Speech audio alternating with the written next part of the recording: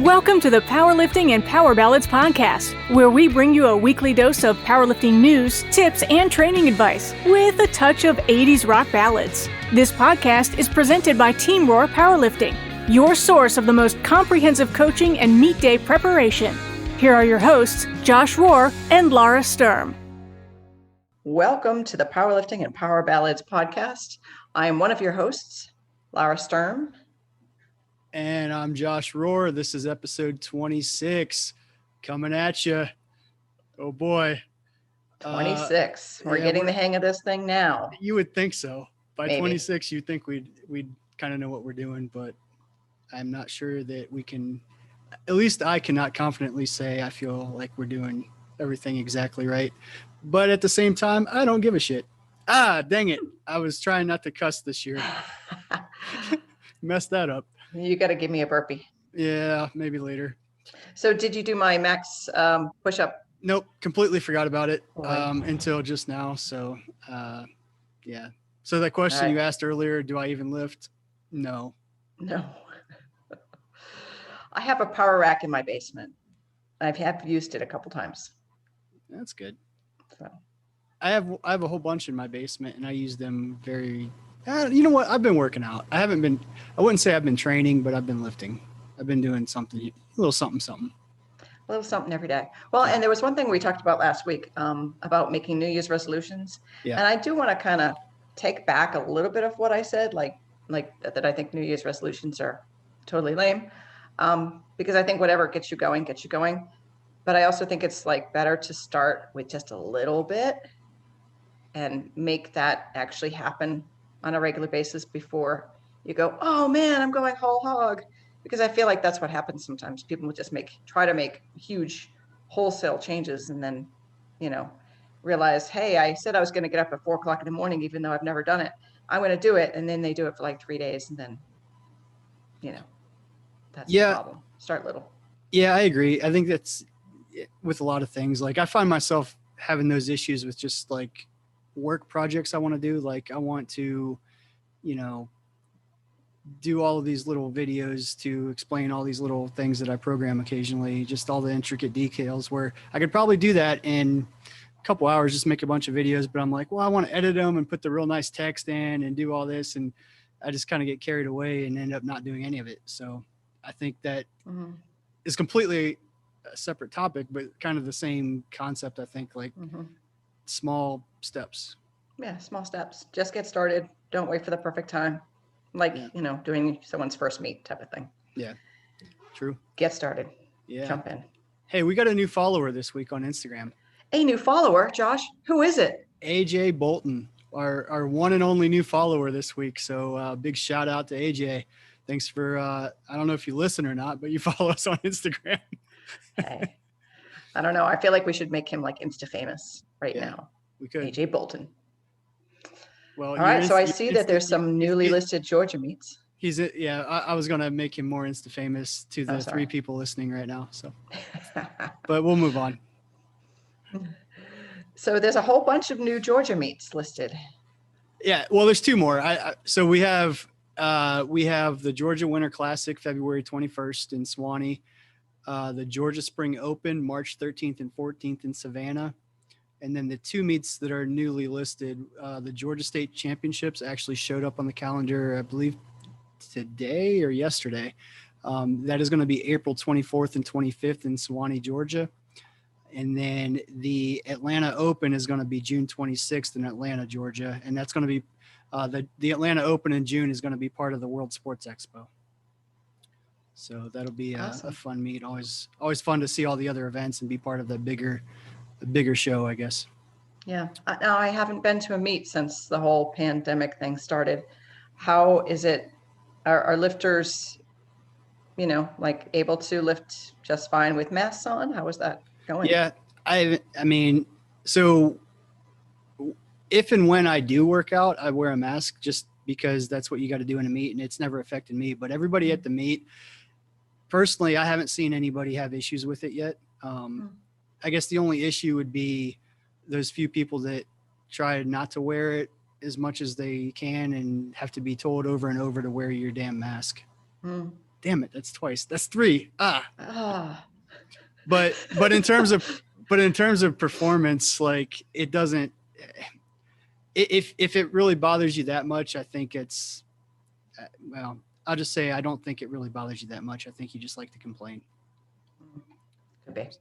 Yeah, Could be. I mean we're doing 1 rep. I mean for real. Right. Right. It's not aerobic workout. Well, and I've had people say to me, if you're lifting it in another country at some kind of altitude, does that bother you? And really, it doesn't matter if you're lifting at high altitude because you are doing 1 rep. Yeah, that and everybody else is in the same altitude, so Right. it's an even playing field. And I've seen. Well, I lost my train of thought. I was going somewhere with that. Ah, crap. Well, You did it again. It'll come back. I said crap that time. So it'll come back to me. But anybody that wants to, I guess, wants more information about those events, if you go to usaplgeorgia.com and then click upcoming events, they're all listed there with links to the registration or the website if registration's not open yet. So definitely check those out. Awesome. Yeah. So that brings us back around because we had mentioned a while back that we were going to do a 13-week template program leading into the Georgia State meet when we thought it was going to be in February. Well, now that we have a date, we are going to actually get that up and running. So it looks like 13 weeks out is going to be January 24th, starting that week.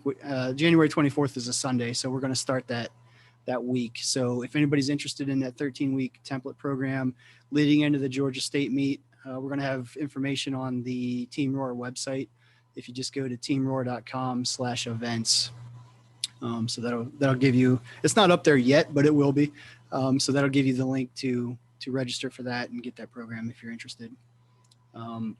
Similarly, we're also going to have a free 2-hour Zoom seminar on Tuesday, January 26th from 6:30 to 8:30. And basically this is going to be for anybody that's ever even if you haven't thought about it, if you just are curious about what powerlifting is, we're essentially doing this for assuming that people know zero about the sport. So if you've ever been a little bit curious or want more information, but don't, you're afraid to ask or whatever, this is basically for you. This is not for anybody that's competed before. This is not for anybody that, is trying to, figure out how to get better at the sport that they're already involved in. This is for complete beginners, like no experience whatsoever. So hopefully we'll just kind of broaden the horizons for some people here and answer a lot of questions. And I think a lot of the format, it is going to be kind of fluid. It's going to be, a lot of Q&A. With the registration, we're going to have, a list of places you can ask your questions ahead of time so that we can kind of prepare to answer them, without saying necessarily who asked it. So, Right. As I feel like that's part of the problem. Sometimes like when you are so new, you don't even know what to ask. And then you kind of feel like, well, everybody else knows the answers to these questions. So I'm going to just feel silly asking this super basic question when really all new people need to have that same information. Yeah. And it's the same thing. Like, when we were new, we had the same questions, and somewhere along the line, we got them answered, maybe through trial and error over time because we were afraid to ask. I don't know. Mm-hmm. But this is just a good opportunity for, anybody that, has any questions whatsoever. I mean, even if you don't know anything about powerlifting, I mean, that's kind of the idea. We want to introduce it to people that, at least are willing to find out what it is. So. And it's a good time to try something new because why not? Why not? Why not? You only live once. We only live once most times. Damn it. Maybe. We don't know. Yeah. That's for another podcast, another time. All right. So we're moving on to our new lifter tip. And this was one that was published back on the 2nd. So our tip for you is to prioritize flexibility, mobility, and recovery. Make it part of your training routine, just like lifting itself, because the future you will be really pissed at the current you if you don't. I really like this one because flexibility is like that. What's it with Lord of the Rings, the ring that binds them all? I've never seen Lord of the Rings. What? I know. I've been told by a lot of people that What? That I'm dead to them because of that. Yeah, well, and like, I don't know, just like pop culture, if nothing else. And it's a great book and a series of books, like the real books were. So be honest, does pop culture and Josh Rohr go together? No, definitely not. But I mean, wow. Okay. That just really threw me. I don't even know what to say right now. That's how I feel about you not seeing Ernest Saves Christmas. So we're even. I don't think that's even, Josh. That's not even close. No. But anyway, flexibility, mobility, and recovery. Because flexibility and mobility, like if you don't know that your ankles are jammed up, you're going to try to go wider in your squat. Maybe you're not getting depth because your ankles are tight and you don't even know it's your ankles, right? And I've seen that time and time and time over with lifters. So, making sure you know what your mobility is, improving your range of motion, finding out where your deficits are, and making sure that you can safely squat to depth. Can you safely, and I know this sounds kind of weird, but like just holding a bar, like my wrist is jacked up. Holding a bar benching hurts. So there's some things I have to do to make that not hurt, because when it starts getting heavy, then it starts to really hurt. So I better take care of it, or it gets to be an issue. Yeah, and this is one thing that I always, this is one of those learn from my mistakes, I think, because like all through college, like I was young, so I'm like, yeah, whatever, I don't need to do any of this stuff. And at the time, technically I didn't, I was fine. But fast forward to now, and some of these, things that have been tight all those years that I was just, training without really addressing, now they're starting to cause issues, and they're much harder to reverse now than if I were just to do a little bit here and there. So one of the comments, Johnny Candido posted, and I'm paraphrasing because I don't have it in front of me, but he commented like, make sure that you're doing, don't just do some of these things to do them, but have a reason. And I agree with that because, just like training program, nutrition, all of those things, it's not just throwing spaghetti against the wall and seeing what sticks. It's very specifically prescribing things that are beneficial and necessary for you. So I think, that does, so I agree with him there. I think that those things do need to be very specific to the individual and based on your needs. Hip structure is going to be different for each person, so the way you move is going to be different. So mobility and flexibility and different muscles are going to be different. So yeah, I think just in general, that's one of those things that people overlook in the beginning, especially. So just something to be aware of, I guess. Right. I think that there's a pretty valid movement screen that there's one group called Active Life has put together that I really like. Simple things like if you can't, with locked legs, reach over and touch the floor with your fingertips. Josh Rohr. Deadlifting might jack you up. If you can't put your heel to your butt. I can do that one. Yeah. I mean, flexibility in your knees. It can also play into your hips, looking at different hip structures. I can also tell you, like, my range of motion with my wrist, I had no idea it was so bad until I went through their screen and I was like, oh, I have like negative mobility in my wrist. Like, wow, no wonder why it hurts to do a push-up. What would negative mobility be called? Yeah. I'm gonna so mobility, I'm gonna call it mobility. Brobility. Brobility. Because that's what happens. But I think sometimes we go through not knowing what's going on, and then when you find out, you do need to have something prescriptive that helps you fix those specific issues to you.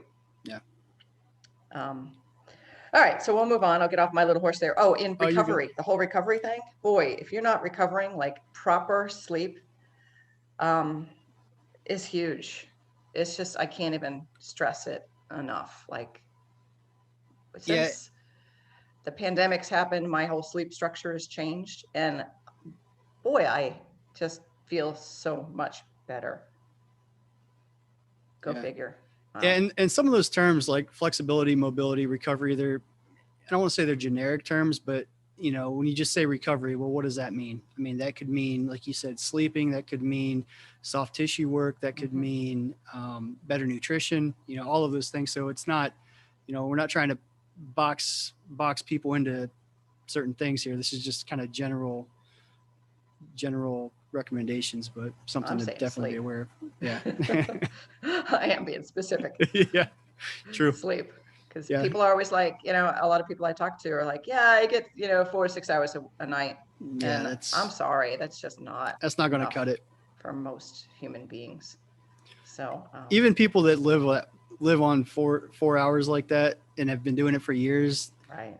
I would bet you that if they started getting more sleep, they would feel better. But they're just at their baseline, so that's what they're used to. Right. Well, so and then nowadays there's such science that goes into sleep, and some tools that you can use to measure your quality of sleep that are readily available to people. Like what's it called? I want to say Whoosh or there's one with a band, Whoop.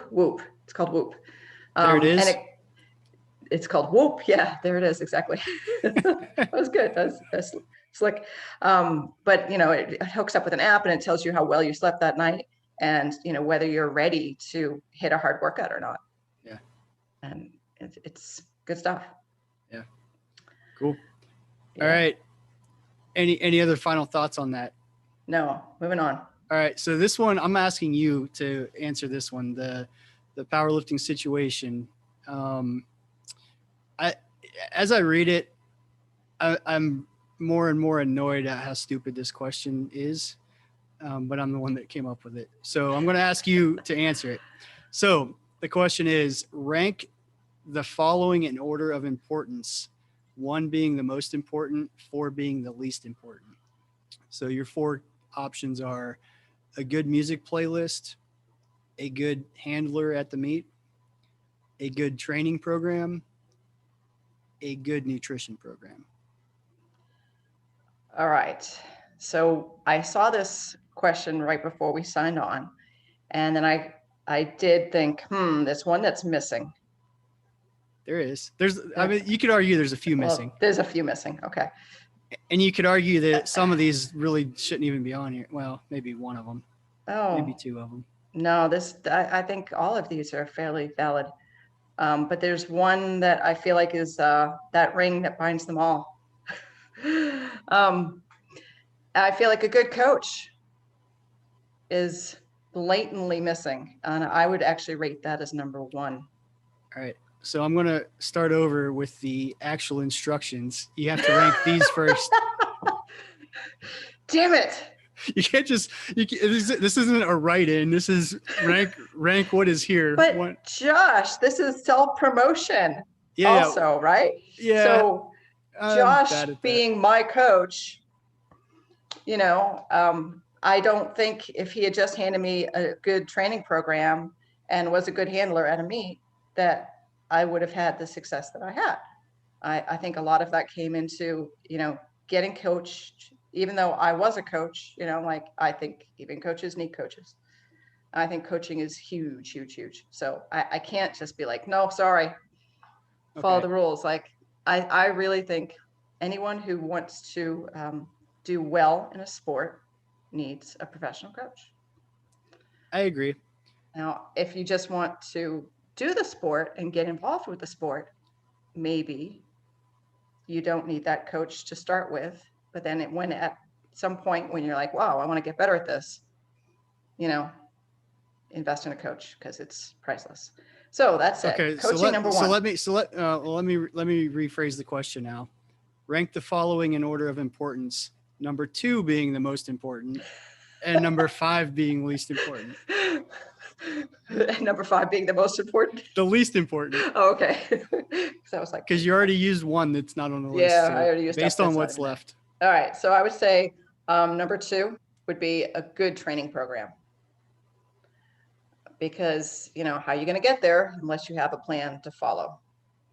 Number 3 would be a good handler, because if you train really hard and you have a great coach, but then you don't have anyone handling you, and I can't handle myself because, I can't, especially as a equip lifter, I definitely couldn't.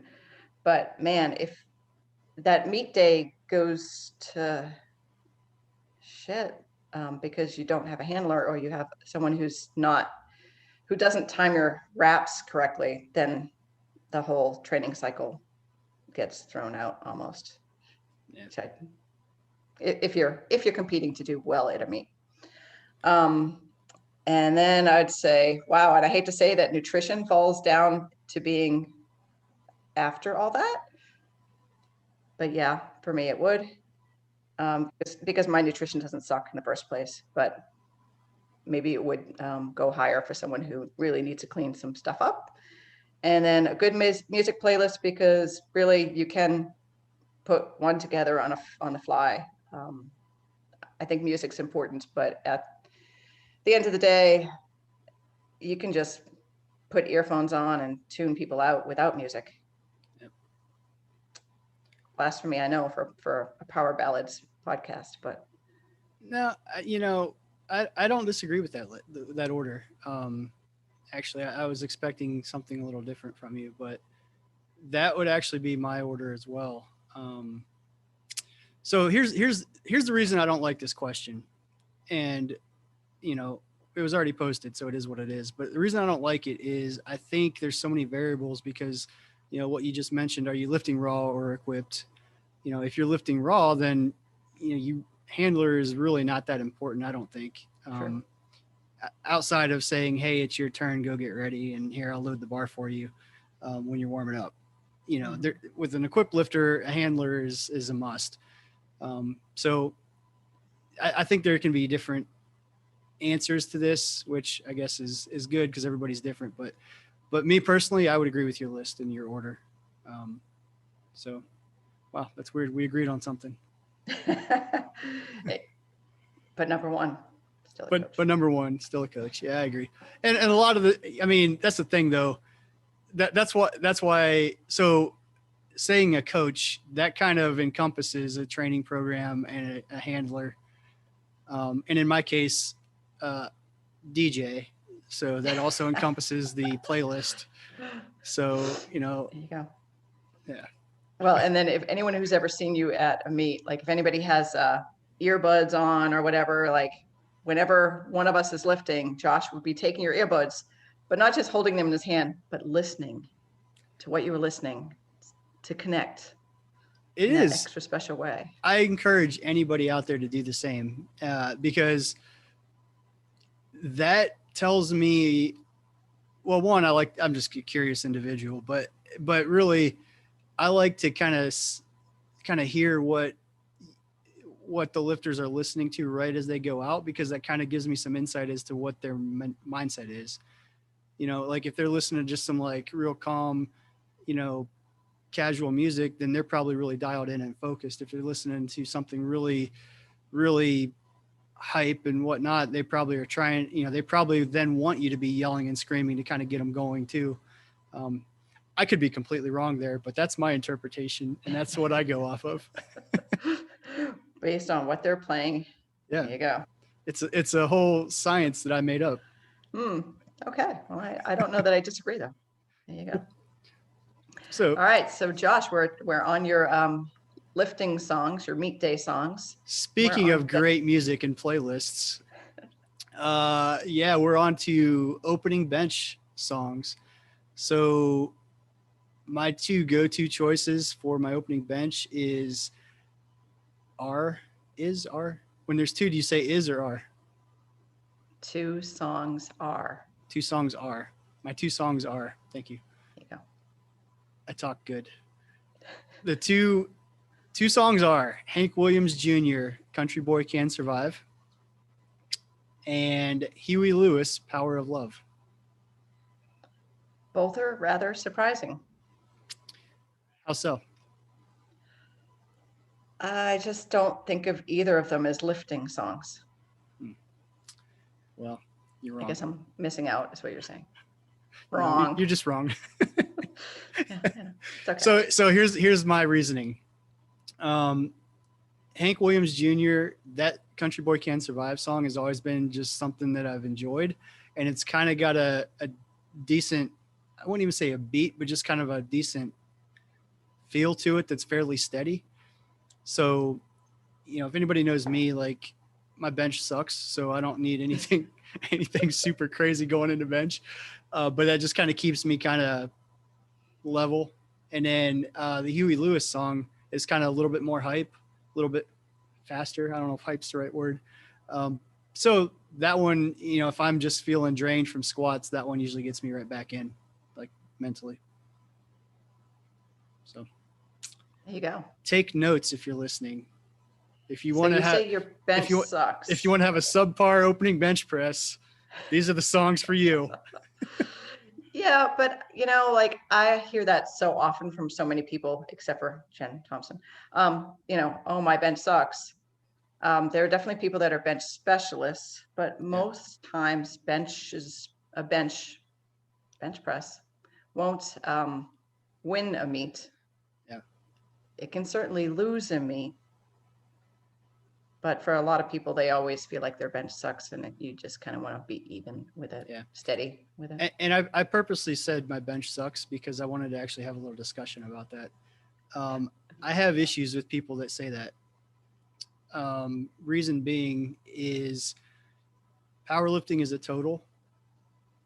Total is what matters. And yes, you're likely going to have one lift or two lifts that are a little bit below. So like, for example, if you're a really, really good deadlifter, and your bench is not as good proportionally to your deadlift compared to other people, that doesn't mean your bench sucks. That just means maybe you're really, really good at deadlift or vice versa. So putting those words out there saying that your bench sucks is kind of in a way, a self-fulfilling prophecy, because, you can, if your bench is, let's say, just hypothetically, your bench is the worst in your flight of lifters. Well, you can still get better and work on your bench. And if you add 5 kilos to your bench, that's still 5 kilos to your total.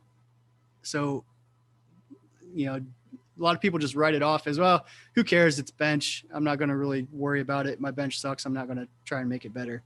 Well, stop being stupid. There you go. Because you're right. 5 kilos more is 5 kilos more. Yeah, it doesn't matter if you go from benching the 20 kilo bar to benching.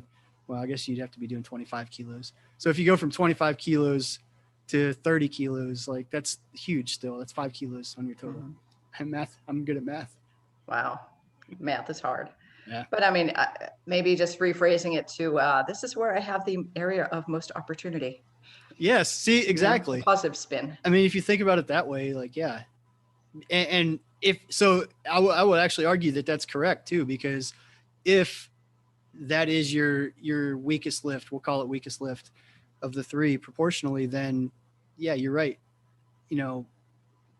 In terms of like your genetic potential, you're probably furthest away. So you do have the most potential to make improvements there, so. Right. So do better. So embrace it. Do better. Exactly. Cool. All right. Well, I'm going to go lift not much of anything downstairs.